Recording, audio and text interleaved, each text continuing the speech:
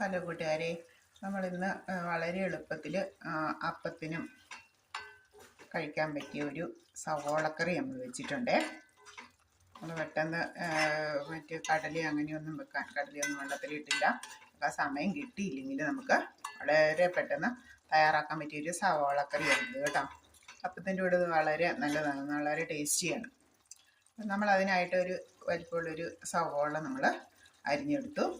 അതിൽ കടുക് താളിച്ച് അത് നന്നായിട്ട് വഴറ്റിയെടുത്തു. എന്നുവെച്ചാൽ സവോള അതിൽ വെള്ളം അങ്ങ് വാടി, മൊത്തം വെള്ളം അങ്ങ് വാടിയിട്ട് ആ എണ്ണയിൽ കിടന്ന് നന്നായിട്ട് നമുക്ക് വാടിക്കിട്ടിയ ഒപ്പം തന്നെ നമ്മൾ ഞാനിത് ഒരു 1/2 സ്പൂൺ മുളക് പൊടി, ഒരു 1/4 സ്പൂൺ മല്ലിപ്പൊടിയും കൂടെ ചേർത്ത്. സവോള നന്നായിട്ട് വാടിക്കഴിഞ്ഞപ്പോൾ ഒരു 1/2 സ്പൂൺ മുളക് പൊടിയും ഒരു 1/4 സ്പൂൺ മല്ലിപ്പൊടിയും കൂടെ ചേർത്ത് നന്നായിട്ട് വഴറ്റി ആ മുളകിൻ്റെ പച്ചപ്പൊക്കെ ഒന്ന് മാറി കിട്ടുന്നോടം വരെ നന്നായിട്ടൊന്ന് വഴറ്റിയെടുത്തു.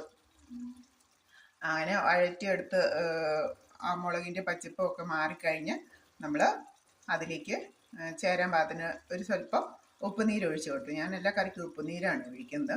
ഉപ്പുനീര് ഒഴിച്ച് കൊടുത്തു. പിന്നെ അധികം ചാറാക്കണ്ട, നമുക്ക് ആവശ്യത്തിനുള്ള വെള്ളം മാത്രം ഒഴിച്ച് ഏകദേശം ഒരു അല്പം ചാറും വേണം, എന്നാൽ ഒരു കുറുക്ക് പോലെ, എന്നുവെച്ചാൽ നമ്മൾ മുട്ടയുടെയൊക്കെ ഗ്രേവി പോലെ.